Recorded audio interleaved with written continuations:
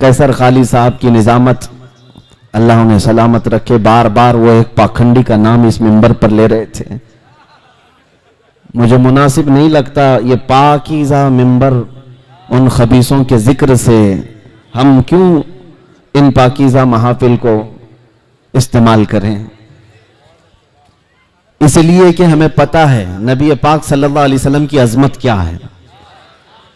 किसी के भौंकने से कुछ होगा नहीं, तू घटाए से किसी के न घटा है न घटेगा। या रसूल अल्लाह, जब बढ़ाए तुझे अल्लाह ताला तेरा।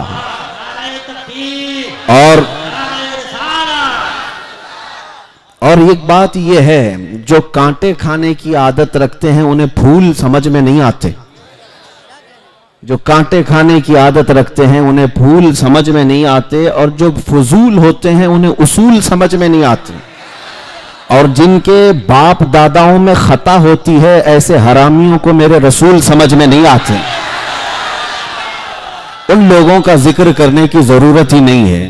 कुरान ने सूरह कलम में फरमाया, उतुल्लिम बअद ज़ालिका ज़नीन, जो मेरे मुस्तफ़ा करीम सल्लल्लाहु अलैहि वसल्लम की तौहीन करते हैं वो जिना से पैदा हुए हैं। बेउसूलों को उसूल समझ में नहीं आते हैं। तो बहरहाल मुस्तफ़ा करीम सल्लल्लाहु ताला अलैहि वसल्लम की अज़मत उन लोगों को खूब मालूम है जिनके दिल पाक व साफ हैं। आपने सुना होगा सैयदना अबू बकर सिद्दीक रज़ी अल्लाह ताला अन्हु हुजूर की बारगाह में आए और अर्ज़ किया, या रसूल अल्लाह, आपसे ज्यादा हसीन व जमील मैंने किसी को देखा नहीं। मेरे आका ने फरमाया, सदक़ता या अबू बकर, ऐ अबू बकर तुम बिल्कुल सच कह रहे हो। अबू जहल खबीस मरदूद नफ्स आया और उसने भी ये कहा, ऐ मोहम्मद तुम्हारे से ज्यादा बदसूरत मैंने किसी को नहीं देखा, नऊज़ बिल्लाह। मेरे आका सल्लल्लाहु अलैहि वसल्लम ने फरमाया, तू सच कहता है। क्या दो लोग सच कह रहे हैं? एक तारीफ कर रहा है और एक बुराई कर रहा है, और दोनों को मेरे आका सल्लल्लाहु अलैहि वसल्लम फरमा रहे हैं तू सच कह रहे हो। बात दर हकीकत ये है कि मेरे आका सल्लल्लाहु ताला अलैहि वसल्लम से पूछा गया, अबू बकर सिद्दीक को भी आपने कहा सच कह रहे हैं, अबू जहल को भी आपने कहा सच कह रहा है। हुजूर पाक सल्लल्लाहु अलैहि वसल्लम ने इरशाद फरमाया, मैं एक आईने की मिसल हूं, हर कोई अपनी हकीकत उसमें देखता है और अपनी तारीफ करता है। मेरे अजीजों, हुजूर पाक सल्लल्लाहु ताला अलैहि वसल्लम की शान में भौंकने वाले अपनी हकीकत वो उस आईने में देखते हैं और अपने आप पर कोसते हैं। और अल्लाह का करोड़ा शुक्र एहसान है कि हमें बरेली का इमाम इश्क व मोहब्बत मिला है, जिसने हमें अजमत मुस्तफ़ा सिखाया है। और फिर हम ये बबांगे दुहल कहते भी हैं, डाल दी कल्ब में अजमत मुस्तफ़ा, सैयदी आला हजरत पे लाखों सलाम। मोहम्मद हमारे बड़ी शान वाले, मेरे आका सल्लल्लाहु ताला अलैहि वसल्लम की अजमत आज इस दिल्ली की सरजमीन पर मौका मिला है। मैं अर्ज करता हूं क्योंकि मुझे पता है यहाँ सुनने के लिए जो लोग आए हैं, ये सिर्फ ये मजमा जो आपको नजर आ रहा है, ये सिर्फ टोपी दाढ़ी वाला ही मजमा नहीं है। मेरे बहुत सारे रिश्तेदार भी यहाँ आए हैं। मेरे रिश्तेदार पूरे हिंदुस्तान भर में हैं और हमेशा मेरी तहकीक में लगे रहते हैं और बहुत प्यार करते हैं। कभी 12-12 घंटे मुझे पुलिस स्टेशन में बिठाते भी हैं। तो बहरहाल मैं उनकी भी कदर करता हूं। वो सारे लोग हमारे बयानात को बहुत गौर से सुनते भी हैं। अल्लाह करे कि दिल में उतर जाए और हिदायत भी नसीब हो जाए। खैर मेरे अजीजों, जिन लोगों को अभी भी शक व शुबा है उन लोगों को मैं ये अर्ज करता हूं, छोड़ दो। मेरे आका सल्लल्लाहु ताला अलैहि वसल्लम की जात की तरफ उंगलियां उठाना, हमारे जज्बात से क्यों खेलते हो? हम है ना, गालियां दो हमें, हमारे माँ बाप दादाओं को गालियां देते हो, सह लेंगे। दिल्ली वालों को तो आदत पड़ गई है फसादात सहने की। घर जलाए जाते हैं, तोड़ फोड़ दिए जाते हैं, खामोश रहते हैं। लेकिन अजमत इस्लाम और अजमत रसूल पर उंगली उठाओगे तो फिर हम अपने लुटे हुए घर और अपने कटे हुए बच्चे नहीं देखते। नबी पाक सल्लल्लाहु ताला अलैहि वसल्लम के लिए हम अपने जिस्म के खून का आखिरी कतरा तक जमीन पर बहाने को तैयार हैं। इसलिए कि हमारा यकीन यह है कि जिंदगी में जो कुछ है वो मेरे मुस्तफ़ा की बरकत से है। अगर हम उनके नहीं हो सके तो फिर किसी के नहीं होंगे। एक बात याद रखो, इकबाल ने कहा है, आबरूए मां ज़नाम मुस्तफ़ास्त, ہم سب کی عزت و آبرو مصطفیٰ کے نام سے وابستہ ہے. ہرچے دری دنیا باد مصطفیٰ است. جو کچھ بھی اس دنیا میں ہمیں ملا ہے وہ مصطفیٰ کے بعد ہی اس کا مقام ہے. ہماری ماں ہو، ہمارے باپ ہو، ہمارے بھائی ہو، ہماری بہنیں، ہمارے استاد، ہمارے پیر، ہمارا بادشاہ، سارے لوگوں کا مقام میرے مصطفیٰ کے بعد ہے. ہمارے لیے قرآن کہتا ہے النبی اولیٰ بالمؤمنین من انفسہم، نبی مومنوں سے ان کی جان سے زیادہ قریب ہے. اس لیے ہمارے احساسات حضور کے نام پر کچھ اور ہوتے ہیں. اس لیے میں ان لوگوں سے کہتا ہوں بار بار نبی پاک صلی اللہ تعالیٰ علیہ وسلم کی ذات سے کھیلنا چھوڑ دو. آؤ سنو، میں میرے آقا صلی اللہ تعالیٰ علیہ وسلم کے اخلاق کریمانہ بتاتا ہوں آپ کو. اور پڑھنے والے پڑھ لیے.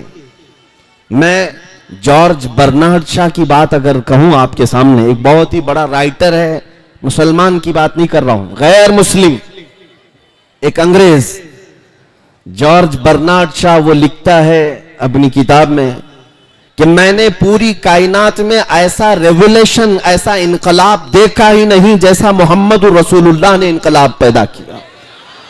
اس لیے کہ دنیا میں بہت سارے انقلاب آئے، لینن کا انقلاب، مارکسزم کا انقلاب، کمیونزم کا انقلاب، جمہوریت کا، ڈیموکریسی کا انقلاب، دنیا میں بہت سارے انقلاب آئے.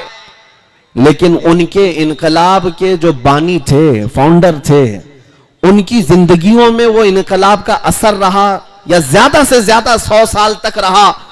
لیکن ایک انقلاب جو مکہ کی گلیوں سے اٹھا تھا، مدینے پہنچا اور پوری کائنات میں پھیلا. جارج برنارڈ شاہ کہتا ہے 1400 سال ہو گئے اس انقلاب کو دنیا میں آئے ہوئے، اس رسول کا اثر اب تک کم نہیں ہوا بلکہ روز بڑھتا ہی جاتا ہے، روز بڑھتا ہی جاتا ہے. یہ میں نہیں کہتا، غیر مسلم جارج برنارڈ شاہ کی لکھی ہوئی بات میں کہہ رہا ہوں آپ کے سامنے. وہ اس لیے کہ عقل صاف ہوگی، مطالعہ کیا ہوگا، سمجھ میں آ جائے گا میرے نبی کی ذات کیا ہے. اور اسی طرح ہمارے اس ملک کے بھی کئی ایسے نان مسلم لوگ ہیں جو مفکرین ہیں اور بہت ساری کتابوں کے مصنف بھی ہیں. انہوں نے بھی میرے آقا صلی اللہ تعالیٰ علیہ وسلم کے متعلق کیا کہا ہے.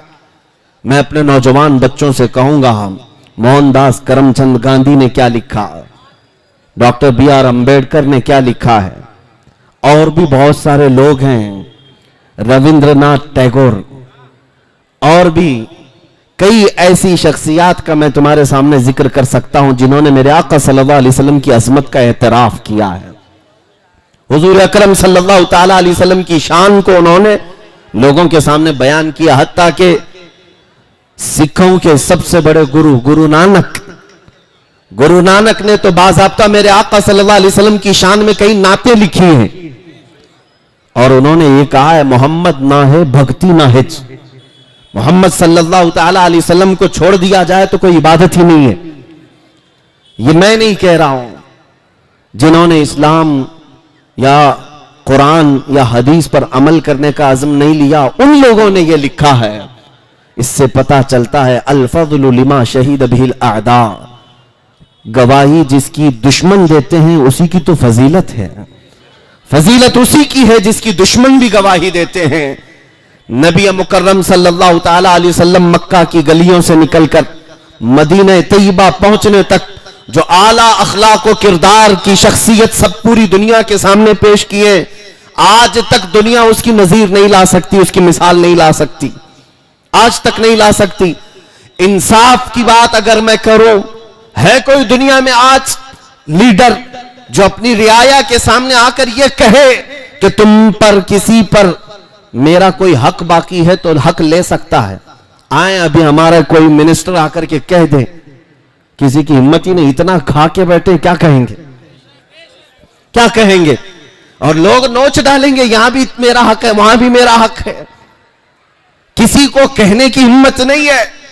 مصطفیٰ کریم صلی اللہ علیہ وسلم کی ذات وہ ہے کہ پورے بھرے مجمع میں مسجد نبوی میں صحابہ موجود ہیں، اس وقت کہتے ہیں اے لوگو، تم میں سے کسی بھی شخص کے اوپر میرا کوئی حق باقی ہے یا مجھ پر تمہارا کوئی حق باقی ہے تو مجھ سے لے سکتے ہو. ایک صحابی کھڑے ہوئے کہا ہاں میرا حق باقی ہے آپ کے اوپر. مجمع میں سے ایک صحابی کھڑے ہوئے کہا میرا حق باقی ہے آپ پر. حضور نے فرمایا کیا حق ہے؟ کہا ایک غزوے میں ہم جا رہے تھے, اس وقت مجاہدین کی صف سیدھی کرتے کرتے میں تھوڑا آگے آ گیا تھا, آپ نے مجھے چھڑی سے مارا تھا, میں بدلہ لینا چاہتا ہوں. اللہ اکبر. کون کہہ رہا ہے؟ سید الانبیاء, جس کے دربار کی سلامی سید الملائکہ لینے کے لیے بے قرار ہو, فرشتے جس کی ایک جھلک دیکھنے کو بے قرار ہو, اس رسول کے سامنے ان کے ایک صحابی کھڑے ہو کر کہتے ہیں آپ نے فلاں وقت چھڑی سے مجھے مارا تھا, میں بدلہ لینا چاہتا ہوں. نبی پاک صلی اللہ علیہ وسلم نے یہ نہیں فرمایا تم کون ہوتے ہو مجھ سے اس طرح کی بات کرنے والے, بلکہ کہا اگر ایسا ہے تو آ جاؤ. صحابہ کھڑے ہوئے, کہا یا رسول اللہ صلی اللہ علیہ وسلم کیا یہ ہماری آنکھوں کے سامنے ہوگا؟ حضور نے فرمایا یہ نظام عدل ہے, یہ عدالت اسلام نے سکھائی ہے. میرے آقا نے فرمایا آؤ قریب آؤ. وہ صحابی قریب آئے, انہوں نے ایک اور خواہش کا اظہار کیا. جس وقت آپ نے مجھے چھڑی لگائی تھی اس وقت میرے بدن پر جبہ نہیں تھا, ننگی پیٹھ تھی, کرتا نہیں تھا. میں چاہتا ہوں کہ اگر میں اس وقت بدلہ لوں تو آپ بھی اپنا جبہ اٹھا دیں, اپنی پیٹھ کو وا کر دیں, کھول دیں. نبی پاک صلی اللہ تعالی علیہ وسلم نے ان کی بات پر اپنا جبہ بھی اٹھا دیا, اپنی پیٹھ ان کے سامنے کر دی. وہ صحابی بڑھ کر کے آئے, حضور کے دونوں کندھوں کے بیچ جو مہر نبوت تھی اس کا بوسہ لے لیا. ان کا مطلب اتنا ہی تھا, ان کا مقصد اتنا ہی تھا. بوسہ لے لیا اور کہا میں کامیاب ہو گیا. میری تمنا یہ تھی کہ رسول پاک صلی اللہ علیہ وسلم کے دونوں کندھوں کے بیچ جو مہر نبوت تھی, جس کی روشنی سورج سے زیادہ چمکدار تھی, اس کا بوسہ لینا ان کی بڑی تمنا تھی. انہوں نے وہ بوسہ لے لیا. مگر میرے آقا صلی اللہ علیہ وسلم نے دنیا کو یہ بتایا عدل کیسے قائم کیا جاتا ہے.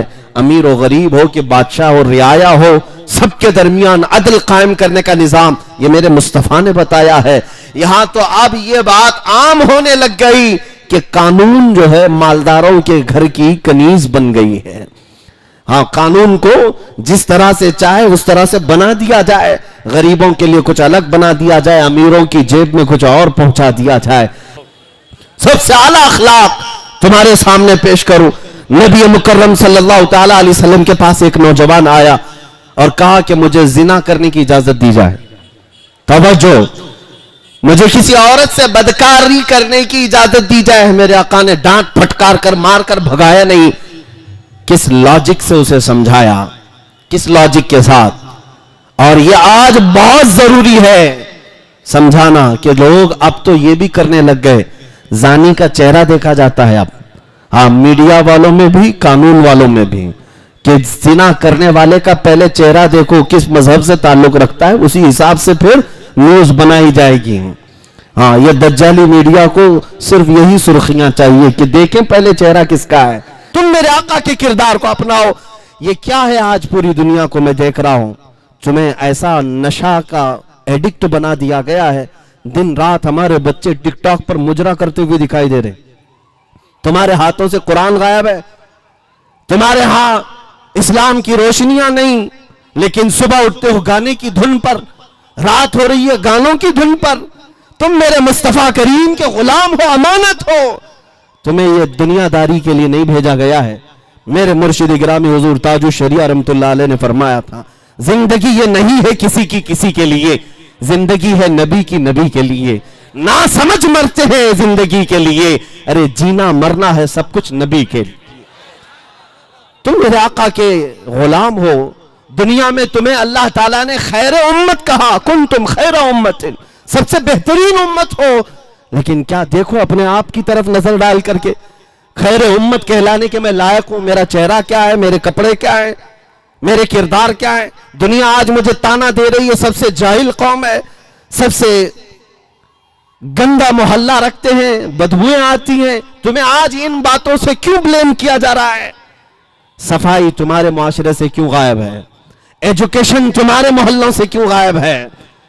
آج مسلمان اس بات کو ثابت کریں کہ دنیا میں سب سے زیادہ علم کا ایجوکیشن کا ریولوشن لانے والے میرے آقا کی ذات ہے, نبی پاک صلی اللہ تعالیٰ علیہ وسلم کی ذات ہے. تمہیں پتا ہے مدینہ طیبہ میں جب میرے آقا صلی اللہ تعالیٰ علیہ وسلم تشریف لے گئے تھے تو صرف 6 لوگوں کو قلم پکڑنا آتا تھا, 6 لوگ لکھنا جانتے تھے.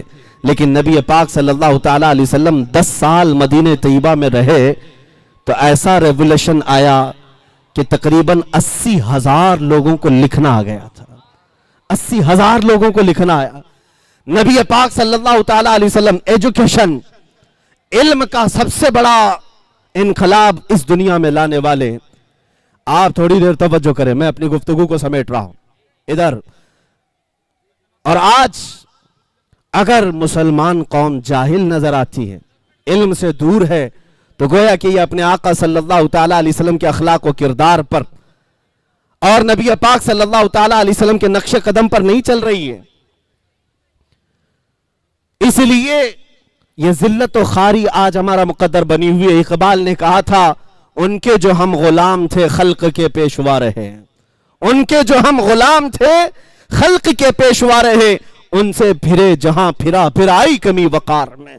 اور تمہارے آج پستی اور ذلت کا نتیجہ جو ہے وہ یہی دوری ہے, نبی پاک صلی اللہ تعالیٰ علیہ وسلم کی محبت سے دوری. آج حل اگر مجھ سے پوچھتے ہو, ریزلٹ مجھ سے پوچھتے ہو کہ ہم دوبارہ کامیابی کے اس عروج پر پہنچنا چاہتے ہیں کہ ہمارے گھروں میں علم عام ہو جائے, ایجوکیشن آ جائے, اخلاق و کردار آ جائیں, تو سنو اقبال کی زبان پہ سب تمہیں مل جائے گا, سب ملے گا. شرط ہے وہ کیا ہے, کی محمد سے وفا تو نے ہے, کی محمد سے وفا تو نے تو ہم تیرے ہیں, یہ جہاں چیز ہے کیا لوح و قلم تیرے ہیں. ہاں میرے عزیزو, عزت ادھر ادھر مت ڈھونڈو, عزت میرے آقا کے قدموں میں موجود ہے, عزت میرے آقا کے قدموں میں ہے. آج جو ہمیں پھول نچھاور کیے جاتے ہیں, لوگوں کا یہ جم غفیر جو ہمیں عزت دیتا ہے وہ کس وجہ سے دیتا ہے؟ اس لیے نہیں کہ میں دلی کی پارلیمنٹ سے یہاں آیا ہوں, مجھے جو آپ نے عزت دی ہے وہ صرف اس لیے جب تک بکے نہ تھے تو کوئی پوچھتا نہ تھا, جب تک بکے نہ تھے تو کوئی پوچھتا نہ تھا. یا رسول اللہ تم نے خرید کر ہمیں انمول کر دیا. نبی کا جو غلام ہے زمانے کا وہ امام ہے, اس بات کو آج طے کر کے جاؤ, نبی کا جو غلام ہے وہ زمانے کا امام ہے. اے نوجوانوں, تمہاری صرف اور صرف عروج, تمہاری صرف اور صرف کامیابی, ترقی اس بات میں منحصر ہے, ہمیں کرنی ہے شہنشاہ بطحا کی رضا جوئی. وہ اپنے ہو گئے تو رحمت پروردگار اپنی. اب آخر میں جو میسج دینا تھا وہ میں نے میسج دے دیا ہے. اللہ کے حبیب صلی اللہ تعالیٰ علیہ وسلم کی بارگاہ میں یہ خراج عقیدت پیش کر کے میں اپنی گفتگو کو ختم کرتا ہوں. بھونکنے والے بھونکتے رہیں, اور اپنے ہاں سے میرے آقا کی عظمت کو کچھ کم نہیں کیا جا سکتا. میں یہ عرض کروں گا, رہے گا یوں ہی ان کا چرچا رہے گا, رہے گا یوں ہی ان کا چرچا رہے گا, پڑے خاک ہو جائیں جل جانے والے. وآخر دعوانا ان الحمدللہ رب العالمین. لبیک لبیک یا رسول اللہ, لبیک لبیک. بھائی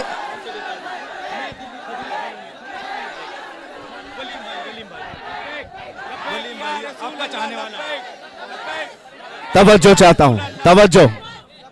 ارے میرے بھائی توجہ, بس ایسی بول دیے ولیم بھائی کے لیے دعا کر دو, خالی اتنا نہیں, کوئی بات نہیں, کوئی بات. الحمدللہ میں یہ پورے ٹھاٹے مارتا ہوا سمندر اللہ کے پیارے حبیب صلی اللہ علیہ وسلم مکین گنبد خضرا کے حوالے تمہیں کرتا ہوں. اور میرے عزیزو, جیو بے خوف ہو کر, انشاءاللہ تم گنبد خضرا کی چھاؤں میں جی رہے ہو. حضور پاک صلی اللہ علیہ وسلم کی عنایتیں تمہارے ساتھ ہیں. میرا دین, میرا پاکیزہ دین کل تھا, آج ہے, ہمیشہ رہے گا. اب ہاں میں شکر گزار ہوں پولیس ڈپارٹمنٹ کا بھی. میں نے شروع میں ہی کہا تھا کہ یہ لوگ میرے رشتہ دار ہیں, میں نے شروع میں ہی کہا تھا. خاص طور پر ہاں دلی پولیس والے بھی ہمارے ساتھ اچھا ٹریٹ کرتے ہیں, اور سارے لوگ کرتے ہیں. یہاں پر جو موجود ہیں میں جانتا ہوں وہ مجمع خراب کرنے نہیں آئے بلکہ وہ آپ کا انتظام دیکھنے آئے. اور جنہوں نے ابھی مجھے ہار پہنایا یا چادر پہنائی یہ بھی دلی پولیس والے ہی ہیں. بہرحال اللہ تبارک و تعالی میرے ملک کو عزت عطا فرمائے.